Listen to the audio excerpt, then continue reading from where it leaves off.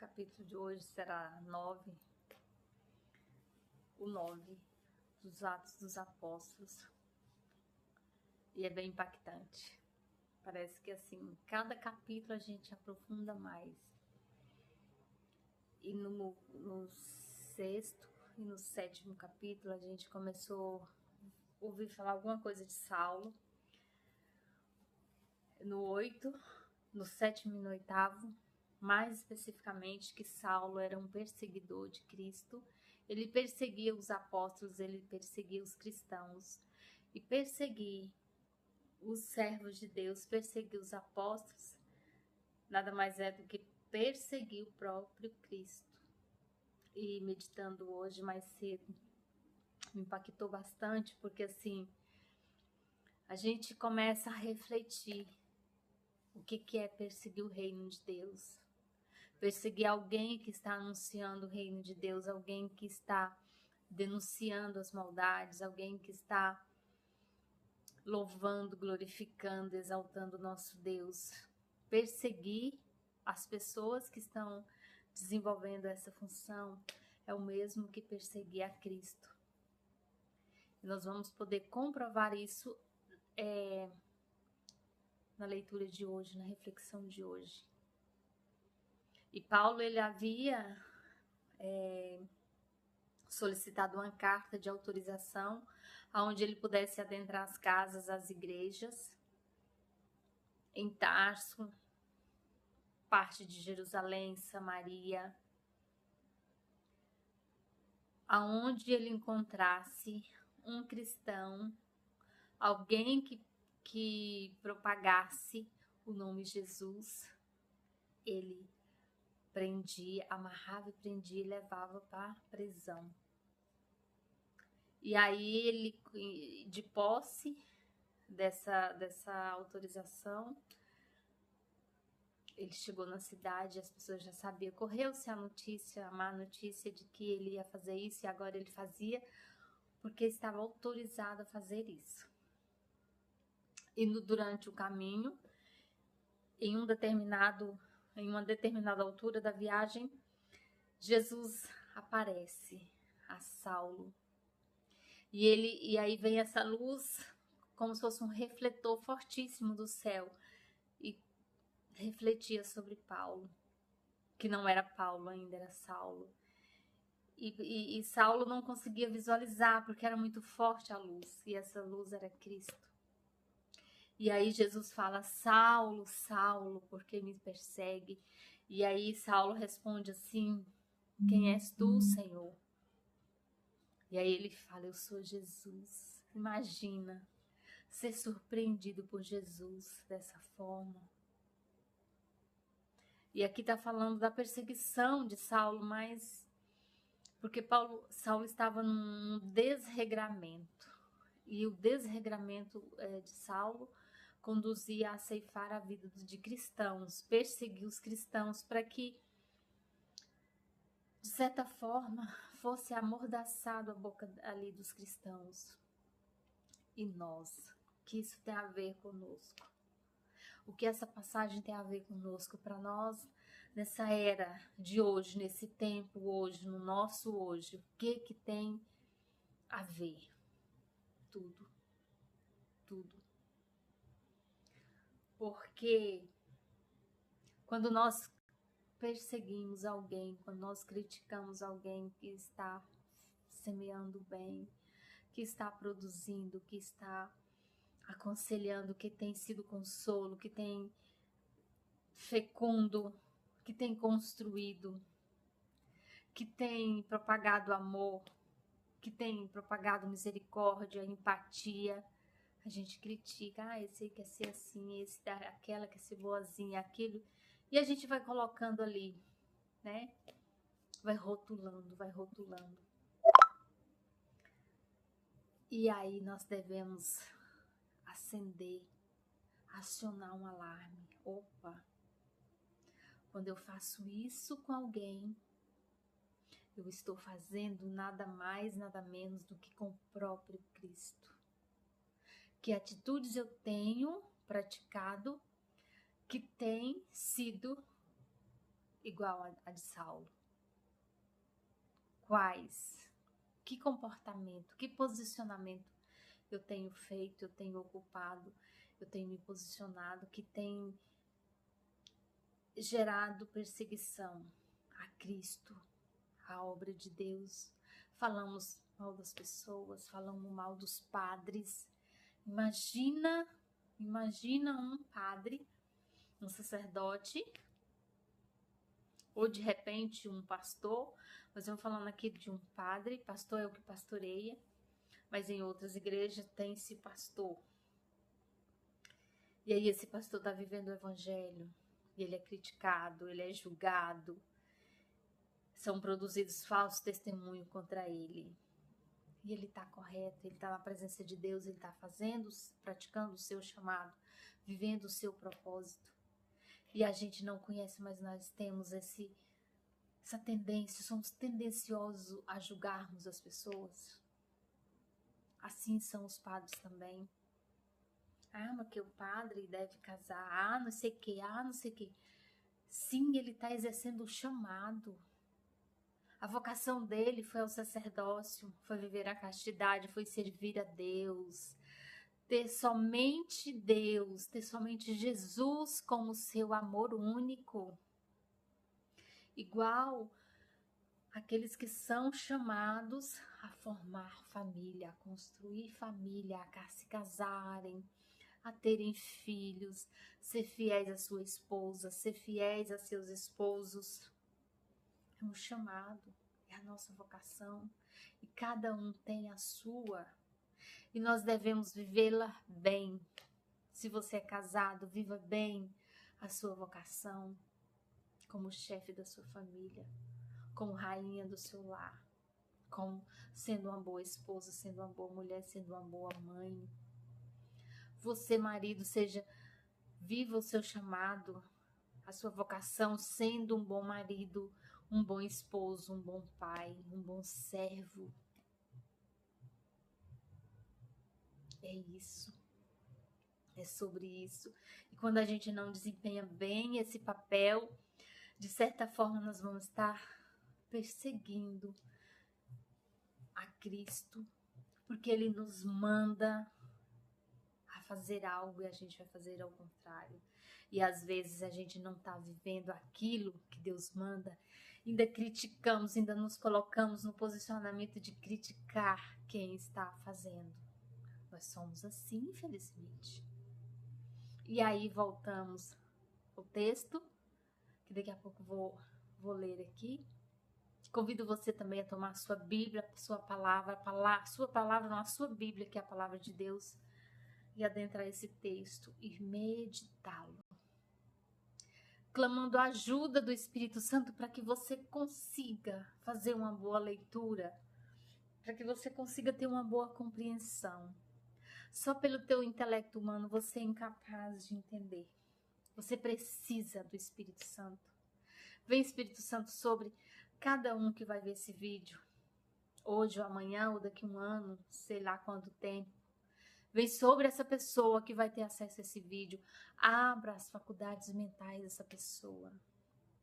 A cognição, o entendimento, as terminações nervosas cerebrais, para que essa pessoa entenda o que Deus quer falar com ela através da sua palavra.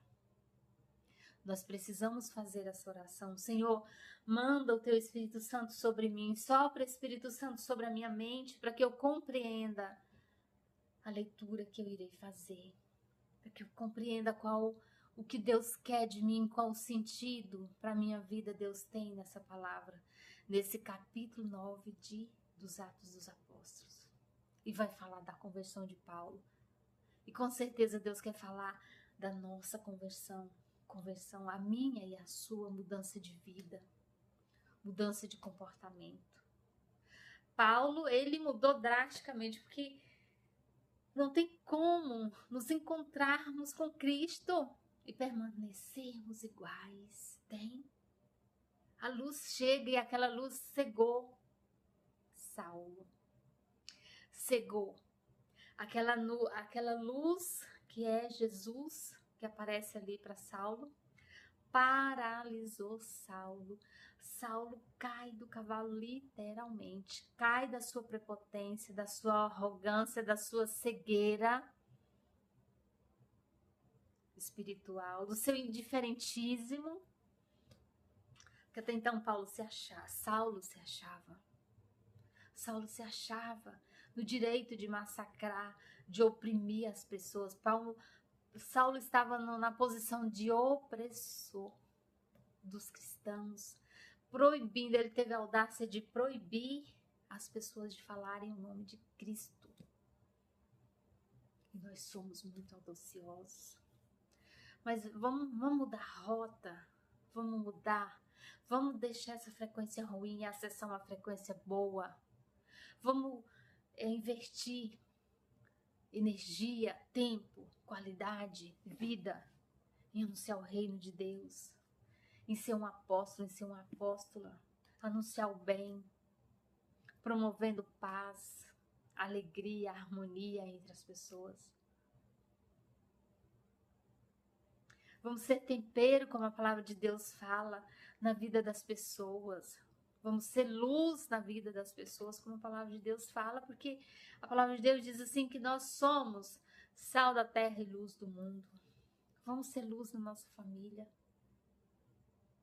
Seja uma mulher de luz na vida do seu marido. Seja uma mãe de luz na vida dos seus filhos. Seja um homem de luz na vida da sua esposa, da sua mulher.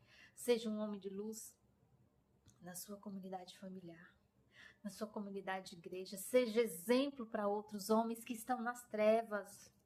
Não tenha vergonha.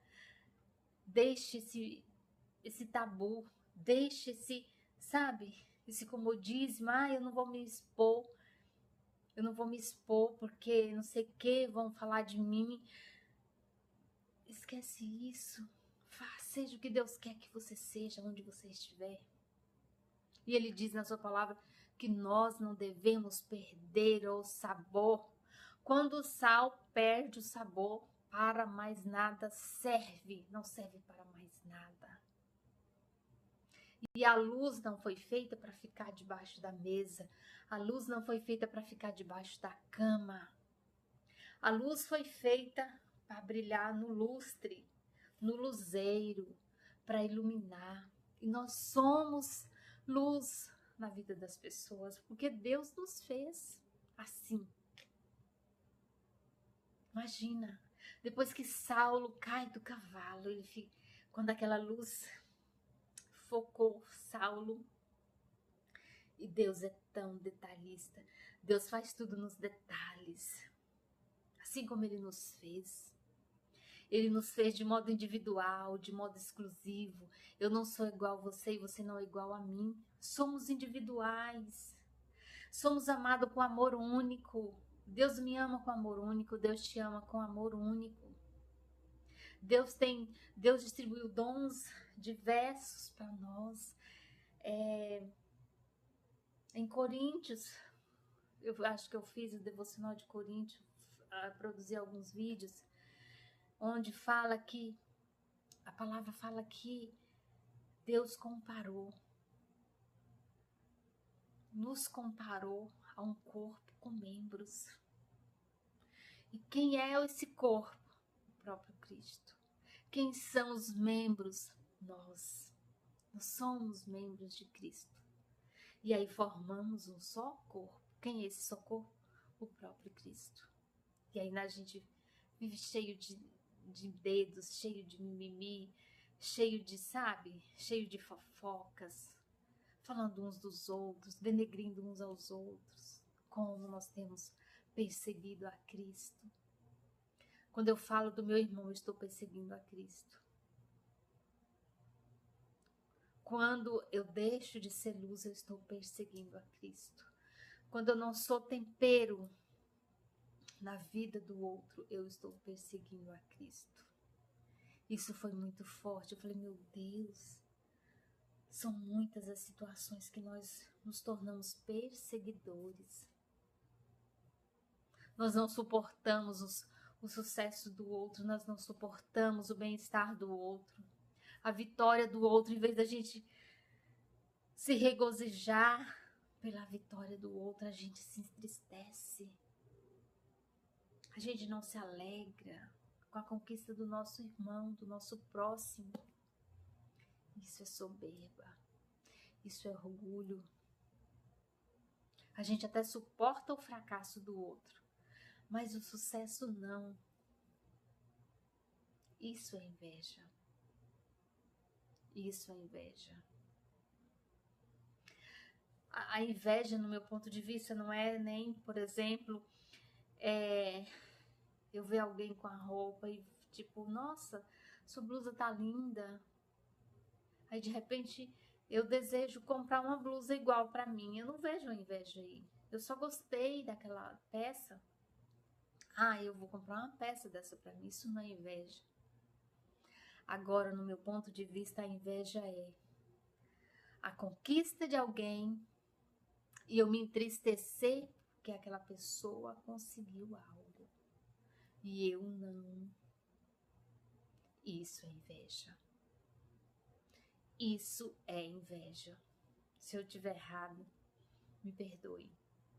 Mas o meu ponto de vista, inveja é mais ou menos assim. A gente não consegue celebrar a vitória do outro, a gente não consegue ver o outro bem. Logo a gente faz algo, mexe com os pauzinhos ali, mexe na dança das cadeiras, para que aquela pessoa não desfrute daquela situação, desfrute daquela alegria, desfrute daquela conquista. Isso também, de certa forma, é perseguir a Cristo, porque quando eu persigo meu irmão de alguma forma, eu estou perseguindo a Cristo. É a palavra que diz. Porque Saulo não estava perseguindo Jesus, mas ele estava perseguindo quem estava anunciando o reino, aqueles que Jesus chamou. E quando Jesus se posiciona na frente de Saulo, ele diz assim: Saulo, Saulo, por que me persegues? E Saulo deve ter pensado, meu Deus, mas eu não persegui esse homem. Não é ele que eu estou perseguindo, eu nem conheço. Então, nós devemos refletir muito bem as nossas atitudes. Porque quando a gente denigre alguém, quando falamos mal de alguém, quando a gente fofoca de alguém, quando a gente debocha de alguém, nós estamos fazendo isso com o próprio Cristo. E isso está indo para nossa conta. Isso está ficando no nosso mundo espiritual, que ele existe. E o nosso mundo natural é pequenininho, porque ele é passageiro. Agora o mundo espiritual é o quê? Eterno. E o que nós temos armazenado no nosso mundo espiritual? Você já se perguntou? Você já se perguntou? Já te falaram de mundo espiritual? O que você tem mandado para lá? Quais tipos de pacotes? Que espécie tem composto esses pacotes que você tem mandado para o mundo espiritual? Falta de perdão, desejando mal de alguém, desdenhando alguém, sendo de repente levantando falso testemunho de alguém, mentindo, prejudicando alguém.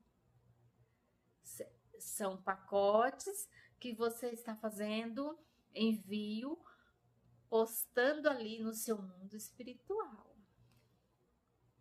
Deus é amor, Deus é misericórdia, mas Ele também é Deus justiça. Deus é justiça, Ele é justo, Ele vai cobrar. Por quê? Porque Ele é justo, Ele vai cobrar. Não esqueçamos disso.